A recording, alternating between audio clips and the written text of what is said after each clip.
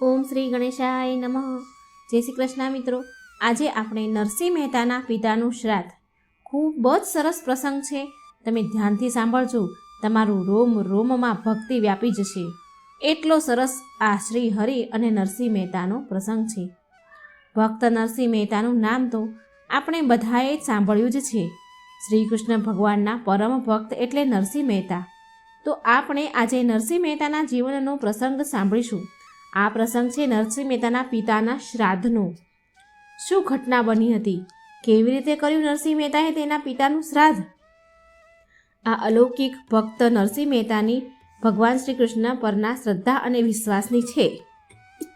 તો આ પ્રસંગની વાર્તા ભક્તજનો પૂરા ભાવથી, હૃદયથી, પ્રેમથી સાંભળજો. એકવાર નરસિંહ મહેતાના પિતાનું શ્રાદ્ધ આવ્યું. નરસિંહ મહેતાના મોટા ભાઈનું નામ હતું વંશીધર મહેતા. હવે નરસિંહ મહેતાના મોટા ભાઈ વંશીધર મહેતા દર વર્ષે તેમના પિતાનું શ્રાદ્ધ આવે એટલે બ્રાહ્મણોને ભોજન જમાડે, વિધિ વિધાનથી શ્રાદ્ધ વિધિ તર્પણ કરાવે, દાન દક્ષિણા આપે. પણ નરસિંહ મહેતા પાસે તો કંઈ હતું જ નહીં. તે હતા ગરીબ, માટે શું કરાવે એના પિતાના શ્રાદ્ધમાં. તેના ભાઈ બધું જ વિધિ વિધાનથી બધી પૂજા વિધિ તર્પણ કરે, બ્રાહ્મણોને ભોજન જમાડે, દાન દક્ષિણા, અને બેઉ ભાઈ ભેગા થઈને આ કામ કરે.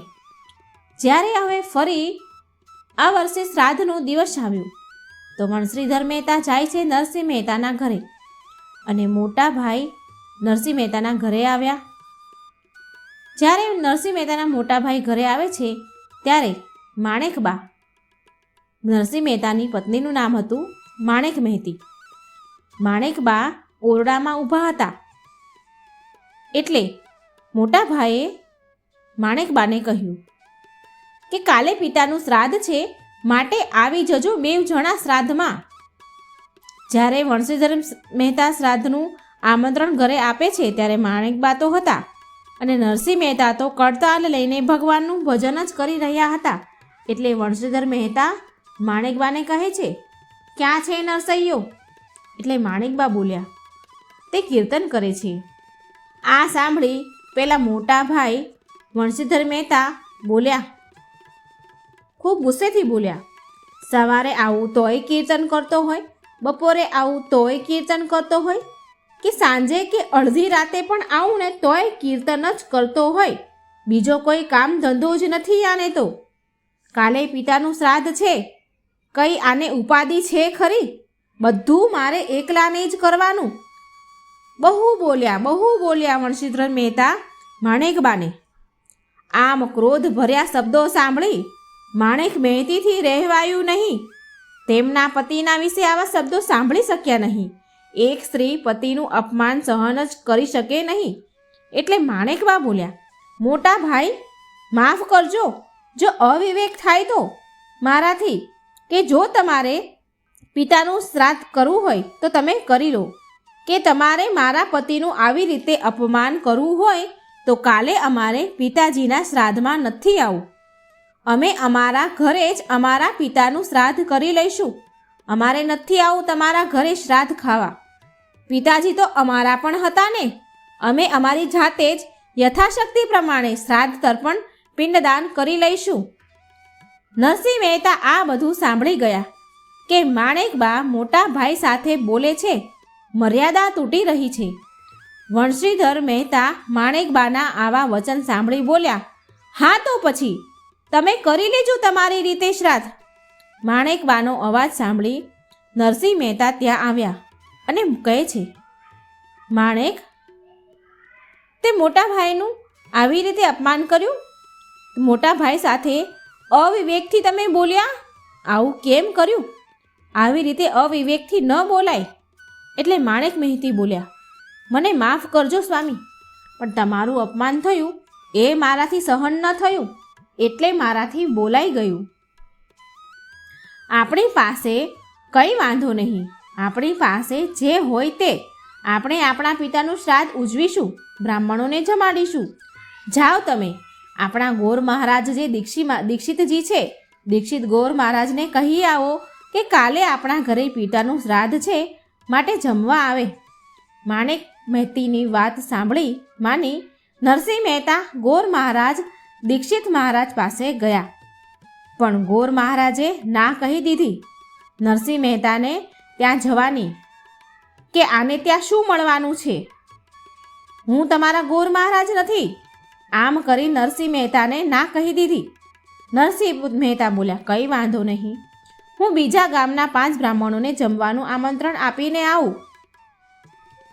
હાલ હું ગામના ચોતરે જઉં, ત્યાં બ્રાહ્મણો બેઠા હશે, કોઈને કહી દઈશ, 5 બ્રાહ્મણને કહી આવું. આમ વિચાર કરી નરસિંહ મહેતા ગામના ચોતરે ગયા અને ત્યાં 2-4 બ્રાહ્મણ બેઠા હતા. તેને જમવાનું આમંત્રણ આપ્યું કે કાલે મારા પિતાનું શ્રાદ્ધ છે, માટે તમે મારા ઘરે જમવા આવજો. પણ તે લોકોએ નરસિંહ મહેતાની ખૂબ ઠેકડી કરી, મજાક કરી અને કહે છે, જો નરસિંહ મહેતાના ઘરે તુલસી પત્ર ઉપર રે એટલો પ્રસાદ પણ મળી જાય ને તો આપણો તો બેડો પાર થઈ જાય. આમ ગામના ચોતરે બેઠેલા બ્રાહ્મણો અને લોકો આવી નરસિંહ મહેતાની મજાક કરી રહ્યા છે અને કહે છે, એ લોકો નરસિંહ મહેતાને કહે છે કે જાઓ, આખાય ગામના બ્રાહ્મણોને આમંત્રણ આપીને આવો કે કાલે તમારે બધાને સાગમટે મારી ઘરે જમવાનું છે. આમ ઠેકડી ઉડાડીને નરસિંહ મહેતાને ગામના બ્રાહ્મણોને સાગમટે જમવાનું કહે છે. પણ આ તો નરસિંહ મહેતા, એમને ક્યાં કંઈ ચિંતા હતી? એમની ચિંતા કરનારા તો શ્રી કૃષ્ણ શ્રી હરિ ભગવાન બેઠા જ હતા ને. ગામના લોકોની વાત સાંભળીને નરસિંહ મહેતા બોલ્યા, કંઈ વાંધો નહીં, ભલે એ તો કરશે મારો હરિ આવીને, ભલે બાપ આવી જજો જમવા. અને આખા ગામના બ્રાહ્મણોને જમવાનું નોતરી આપી દીધું. નરસિંહ મહેતા બધા જ બ્રાહ્મણોને સાગમટે જમવાનું નોતરું આપીને આવી ગયા અને પછી ઘેર આવ્યા અને માણેકબાને વાત કરે છે કે મેં આખા ગામના બ્રાહ્મણોને સાગમટે જમવાનું નોતરું આપી દીધું છે. માણેકબા બોલ્યા, માણેક મહેતી બોલ્યા, હે? નરસિંહ મહેતા બોલ્યા, હા, હું જ્યારે ચોતરે ગયો ને તો ગામના બ્રાહ્મણો રાજી થઈ ગયા કે દર વખતે તો મોટા ભાઈની ઘરે શ્રાદ્ધનું જમવાનું હોય છે, શ્રાદ્ધનું જમવા માટે ત્યાં જઈએ છીએ, પણ આ વખત તો નરસૈયાના ઘરે જમવા જવું છે. આમ કરી અને ખૂબ રાજી થયા. આ સાંભળી માણેક મહેતી બોલ્યા કે અરે, પણ ઘરમાં તો કંઈ છે નહીં, શું જમાડીશું એમને આપણે? પછી માણેક મહેતી કહે છે, એને યાદ આવ્યું કે એક સોનાની વાળી એની પાસે પડી છે. અને પછી એ નરસિંહ મહેતાને કહે છે, સંકટ સમયે તો પત્ની જ ટેકો કરે ને. એટલે માણેક મહેતી કહે છે કે કંઈ વાંધો નહીં, મારી પાસે એક સોનાની વાળી મેં સાચવીને રાખી છે, તમે તે વેચી આવો અને તેના જે બી પૈસા આવે તેની પૂજા અને સામગ્રી, જમવાનું જે બનાવવાનું હોય એ સામગ્રી, થોડું કરિયાણાની વસ્તુઓ લઈ આવો. ગામવાળા તો ખાલી તમારી ઠેકડી કરતા હોય, કંઈ સાચે જ થોડી આખા ગામના બ્રાહ્મણો જમવા આવે, કોઈ જમવા નહીં આવે. થોડું ઘણું લઈ આવો, આપણે 5 બ્રાહ્મણોને જમાડીને પિતાનું શ્રાદ્ધ ઉજવી લઈશું. અને આમ નરસિંહ મહેતાને પૂજાની સામગ્રી લેવા માટે માણેક મહેતી મોકલે છે. પછી નરસિંહ મહેતા સોનાની વાળી વેચીને લઈ આવ્યા. તેમાં થોડું ઘણું કરિયાણું આવ્યું, પણ મુખ્ય વસ્તુ, મુદ્દો જ બાકી રહી ગયો અને એ હતું ઘી. ઘી બાકી રહી ગયું. હવે ઘી વગર લાડુ કેમ બને? અને શ્રાદ્ધમાં તો લાડુ જમાડવા પડે. એટલે માણેક મહેતીએ વિચાર્યું. નરસિંહ મહેતાને કહે છે કે અરે, ઘી તો બાકી રહી ગયું, જાઓ ઘી લઈ આવો, ઘી વગર લાડુ ન બને. ગામમાં કોઈ જો ઉધાર આપે તો ઘી લઈ આવો. એટલે નરસિંહ મહેતા ગામમાં કોઈ જો ઉધાર ઘી આપે ને તો ઘી લઈ આવો. એટલે નરસિંહ મહેતા હાથમાં તપેલી લઈને જૂનાગઢની બજારમાં ઉધાર ઘી લેવા જાય છે. ભર બજારમાં તપેલી હાથમાં, એક હાથમાં તપેલી છે અને એક હાથમાં કડતાલ. હરે ગોવિંદ ગોવિંદ ગોપાલ ગોપાલ કરતાં કરતાં જાય છે અને ધરણીધરનું ધ્યાન ધરીને નીકળે છે. કરિયાણાની દુકાને આવ્યા અને કહે છે કે શેઠ, આજે મારા પિતાનું શ્રાદ્ધ છે, મારે ઘી જોઈએ છે. દુકાનવાળા ભાઈ બોલ્યા, ઓહો હો ભગતરાજ, આવો આવો, લાવો તપેલી, ઘી આપી દઉં. દુકાનવાળા શેઠે તપેલીનો ધડો કર્યો અને ઘી જોખ્યું અને ઘીની તપેલી ઘીની તપેલી ભરી અને આપી નરસૈયાના હાથમાં. અને પછી બોલ્યા, લાવો પૈસા ભગતરાજ. એટલે નરસિંહ મહેતા બોલ્યા કે મારી પાસે પૈસા નથી, હું તો ઉધાર લેવા આવ્યો છું. હવે વેપારી, તે દુકાનદાર કરિયાણાવાળો ભાઈ બહુ ચાલાક હતો, એટલે તે બોલ્યા, ભલે ભલે ભગતરાજ, ઉધાર લઈ જાઓ, પણ હું એક વાત તો તમને કહેવાનું ભૂલી જ ગયો કે કાલે આ ઘીના ડબ્બામાં એક ગરોળી પડી હતી. હવે તમારે આવું ઘી લેવું હોય તો લઈ જાઓ, મને કંઈ વાંધો નથી. આ સાંભળી નરસૈયો બોલ્યા કે અરે રે, ના, આ ઘી તમે પાછું લઈ લો, મારે ન જોઈએ આ ઘી. અમારે ત્યાં બ્રાહ્મણોને લાડુ જમાડવાના છે, મારા પિતાનું શ્રાદ્ધ છે, માટે આવું ઘી મારે ન જોઈએ. વેપારીએ આમ ચાલાકીથી ઘી પાછું લઈ લીધું. તપેલી પાછી લઈ ઘી બરાબર નિતારી લીધું. આંગળીએ બધું જ ઘી નિતારી અને ખાલી તપેલી પાછી નરસૈયાના હાથમાં આપી દીધી. હવે આમ બીજી દુકાને ગયા, ત્રીજી દુકાને ગયા અને ઉધારનું નામ પડે એટલે કોઈ ઘી આપે નહીં. જે દુકાને જાય ત્યાં ઉધારનું નામ પડે એટલે દુકાનદાર કોઈને કોઈ બહાનું કાઢે અને ના કહી દે. આમ આખી બજાર ફર્યા. ફરતા ગામના છેડે એક વૈષ્ણવની દુકાન હતી, ત્યાં જઈને ઊભા રહ્યા અને માંગણી કરી ઘીની અને બોલ્યા.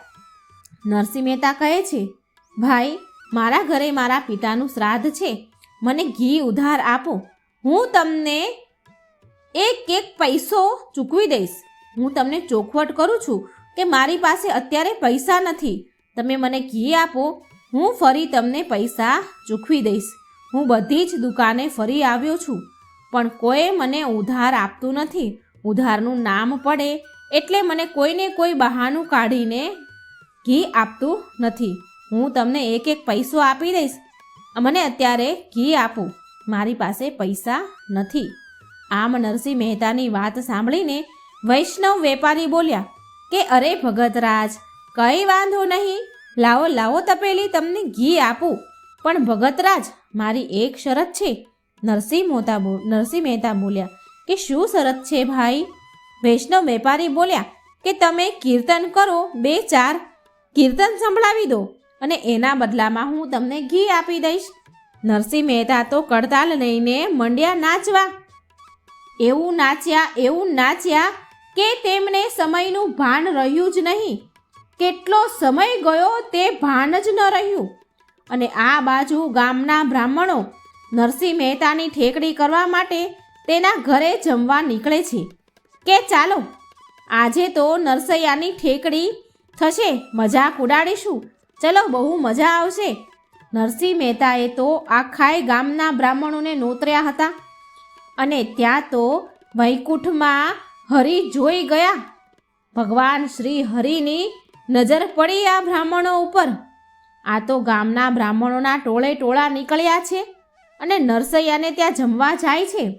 ભગવાન વિચાર કરે છે અને નરસૈયો તો મારા ભજનમાં તલ્લીન છે, એ તો ભજન ગાય છે. અરે એટલે શ્રી હરિ ભગવાન વિષ્ણુ લક્ષ્મીજીને કહે છે કે ચાલો દેવી, આજે નરસૈયાના પિતાનું શ્રાદ્ધ છે અને એ તો ભજનમાં લીન છે અને બ્રાહ્મણોના ટોળા એની ઘરે જમવા જાય છે, ત્યાં તો જમવાનું તૈયાર છે નહીં. ચાલો લક્ષ્મીજી, તૈયારી કરો જવાની. અને આમ લક્ષ્મી નારાયણ બધી જ સામગ્રી ભેગી કરીને ચાલ્યા અને ભગવાને તો નરસૈયાનું રૂપ લીધું અને હાથમાં ઘીની તપેલી લઈને આવે છે. ભગવાન શ્રી હરિ પોતે નરસૈયાનું રૂપ લઈ અને હાથમાં ઘીની તપેલી લઈ અને નરસિંહ મહેતાના ઘરે આવ્યા. ભગવાન નરસિંહનું રૂપ લઈ ઘરે આવ્યા એટલે માણેક મહેતી બોલ્યા, અરે તમે ક્યાં રહી ગયા હતા? અત્યાર સુધી ક્યાં હતા? હમણાં જ બ્રાહ્મણો જમવા આવી જશે, બહુ મોડું થઈ ગયું છે, લાવો લાવો ઘી જલ્દી. એટલામાં તો બ્રાહ્મણો ઘરે આવી પહોંચ્યા. દરવાજે આવીને બોલ્યા, હર હર મહાદેવ, લાવો નરસૈયા, જમવાનું તૈયાર છે ને? અને પ્રભુની લીલા તો તમે જુઓ મિત્રો. નરસૈયાના રૂપમાં આવેલા ભગવાન બોલ્યા, આવો આવો, બેસી જાઓ પંગતમાં, જમવાનું તૈયાર છે. આ સાંભળી આ બાજુ માણેક મહેતા વિચાર કરે, અરે લાડુ તો બન્યા નથી, ભોજન તો બન્યું નથી, આ શું જમાડ છે? આ કેમ આમ બોલે છે? પણ એમને થોડી ખબર હતી, આ તો પરમેશ્વર છે. નરસૈયાએ તો લાઈનમાં બ્રાહ્મણોને બેસાડી દીધા અને પાછો સાદ પાડ્યો. માણેક મહેતીને સાદ પાડે છે કે માણેક સાંભળો છો, પેલા સોનાના પાટલા લઈ આવો, પેલી ચાંદીની થાળીઓ લઈ આવો. હવે માણેક મહેતી તો મનમાં ને મનમાં વિચાર કરે છે અને બોલે છે, અરે અહીં તો 5 બ્રાહ્મણોને જમાડવા માટે થાળીઓ બીજાના ઘરેથી માંગવા જવી પડે છે અને એમાં સોનાના પાટલાની વાત કરે છે, ચાંદીની થાળીઓ લાવજો એમ કહે છે. અરે હજી 5 બ્રાહ્મણોને કેમ જમાડવા એની હજી ચિંતા નથી મટી અને એમાં ઉપરથી સોનાના પાટલા અને ચાંદીની થાળીઓ ક્યાંથી લઈ આવું? પણ જેને ત્યાં પરમાત્મા સ્વયં પોતે લીલા કરવા આવ્યા હોય ત્યાં શેની ખોટ હોય? અરે માણેક, તમે મોડું ન કરો, ચાલો ચાલો જલ્દી લઈ આવો. નરસિંહ મહેતા તો ભગવાનના રૂપમાં આવેલા એ સાદ પાડે છે. હવે માણેક મહેતી સાંભળીને અંદર ઓરડામાં ગયા. ત્યાં તો સોનાના પાટલાના થપ્પા લાગેલા છે, ચાંદીઓની થાળી, ચાંદીઓના વાસણ છે અને બ્રાહ્મણોને સોનાના પાટલા પર ચાંદીના વાસણમાં ભોજન પીરસવામાં આવે છે. નરસૈયાના સ્વરૂપમાં ભગવાન બોલે છે, અરે જલ્દી જલ્દી લાડુ લાવો, 32 શાક 33 ભોજન લાવો, બ્રાહ્મણોને જમાડો. માણેક મહેતી રસોડામાં ગયા તો જુએ છે કે ત્યાં તો સ્વાદિષ્ટ રસોઈ, ભોજન તૈયાર છે. સ્વાદિષ્ટ રસોઈ બ્રાહ્મણોને પીરસે છે. બ્રાહ્મણો તો આનંદ લેતા લેતા ભોજન કરે છે અને બોલે છે, આ હા હા હા હા. બ્રાહ્મણ તો આશ્ચર્યચકિત પામ્યા કે અરે નરસૈયા ભગતની ત્યાં આ બધું ક્યાંથી આવ્યું? આ ભગતરાજની ત્યાં આટલું બધું આવ્યું ક્યાંથી? પેલા વંશીધરને ત્યાં કોઈ જમવા જ ન ગયું અને આ ખાઈ બ્રાહ્મણ સમાજ બધા જ પેટ ભરીને ભોજન કરે છે, અમૃતના ઓડકાર ખાય છે. સ્વયં હરિએ જ રસોઈ બનાવી હોય એ રસોઈના સ્વાદની તો વાત જ શું કરવી? પ્રભુએ બધા જ બ્રાહ્મણોને ભોજન કરાવ્યું અને ફરી પછી બ્રાહ્મણોને ભોજન કરીને જ્યારે ઊભા થાય છે ત્યાં તો ફરી નરસૈયાના રૂપમાં ભગવાન સાદ પાડે છે માણેક મહેતીને કે સાંભળો છો, પેલા બ્રાહ્મણો માટે સારા મજાના રેશમી વસ્ત્રો જે લાવ્યા છીએ તે લાવો. બ્રાહ્મણની પત્નીઓ માટે સુંદર મજાની સાડીઓ જે લાવ્યા છીએ તે લાવો. તેમને પહેરામણી કરવાની છે, તેમને પહેરામણીમાં સાડી આપીશું, પિતાંબર આપીશું. માણેક મહેતી તો મનમાં ને મનમાં વિચાર કરે, હવે તો હદ થાય છે, આમને થયું છે શું? પણ જાહેરમાં સાદ પાડે એટલે ઓરડામાં તો જવું જ પડે ને. એટલે માણેક મહેતી ઓરડામાં ગયા અને ત્યાં તો પિતાંબર ધોતિયાના તો થપ્પા લાગેલા છે. સુંદર મજાની રત્નજડિત સાડીઓ લઈ આવ્યા અને બ્રાહ્મણોને પહેરામણી કરી. બ્રાહ્મણો જમીને ઊભા થયા એટલે નરસિંહ મહેતાના રૂપમાં ભગવાન બોલ્યા કે આ ચાંદીના વાસણો પણ તમે લઈ જાઓ, જેમાં તમે જમ્યા છો એ પણ તમારા, તમે લઈ જાઓ, એ પણ મારે નથી જોતા. આમ ચાંદીના વાસણો પણ આપી દીધા ભેટમાં અને હવે બ્રાહ્મણો જમીને નીકળ્યા.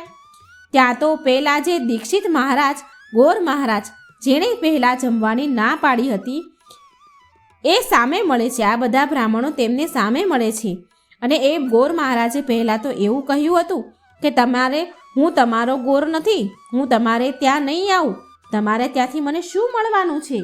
એ બ્રાહ્મણ સામે મળ્યા આ બધા બ્રાહ્મણોને અને બોલ્યા કે નરસૈયાની ત્યાં ભોજન હતું અને અમને તો વસ્ત્ર અને સોના ચાંદીના વાસણ મળ્યા. પેલા દીક્ષિત ગોર મહારાજને તો બહુ પેટ ભરીને પછતાવો થયો. તેને ના પાડી કે મને ત્યાં કશું મળવાનું નથી. તેને તો બહુ જ પછતાવો થયો. અને આ બાજુ બ્રાહ્મણો બધા જમીને વિદાય લઈને ચાલ્યા ગયા.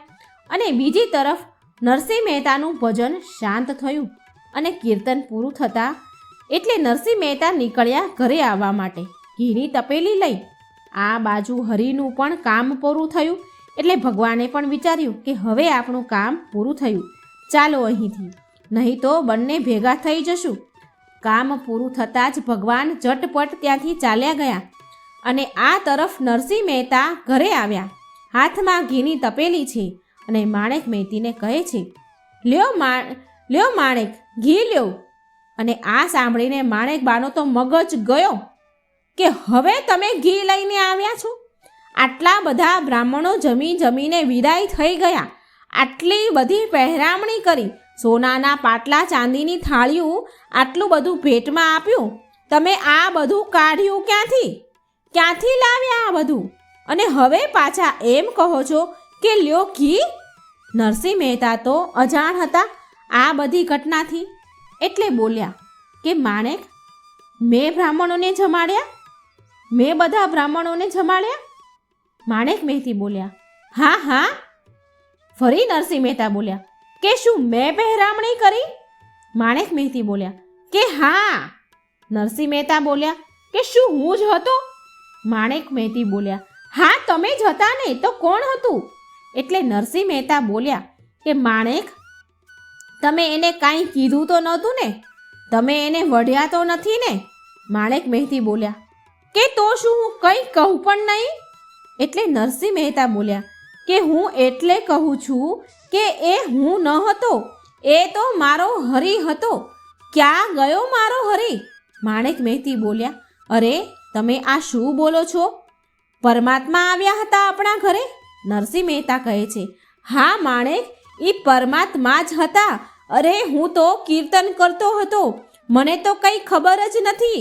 અને આ ઘટના ઘટી ગઈ છે, પણ તમે એને વઢ્યા તો નથી ને? એ કઈ બાજુ ગયા? મારો હરિ ક્યાં ગયો? માણેકબા બોલ્યા, એ તો દરવાજા બાજુ ગયા, પછી તો મેં એને ભાળ્યા જ નથી. પછી તો નરસૈયાએ તો દોડ્યા અને હાથમાં એક તારો લીધો કે પ્રભુ હવે તો તમારે મને દર્શન આપવા જ પડશે, એમ કરીને હળી કાઢી નરસિંહ મહેતાએ.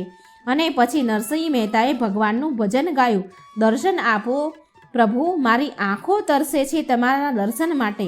આ સરસ મજાનું ભજન ગાયું અને પછી પ્રભુએ દર્શન આપ્યા નરસિંહ મહેતાને. તો મિત્રો, આ હતું નરસિંહ મહેતાના પિતાની શ્રાદ્ધન્ય પ્રસંગ. મિત્રો, જો મનમાં સાચી શ્રદ્ધા અને ભક્તિ અને વિશ્વાસ હોય ને તો ભગવાનને દોડીને આવવું પડે છે તેના ભક્તના કામ ઉકેલવા માટે. બોલો શ્રી કૃષ્ણ ભગવાનની જય. જય શ્રી કૃષ્ણ. રાધે રાધે. Thank you. મિત્રો, જો મારો વિડીયો સારો લાગે તો મારી ચેનલને લાઈક, સબસ્ક્રાઈબ અને શેર જરૂર કરજો. કમેન્ટ બોક્સમાં ભગવાનનું નામ જરૂર લખજો. જય શ્રી કૃષ્ણ. રાધે રાધે.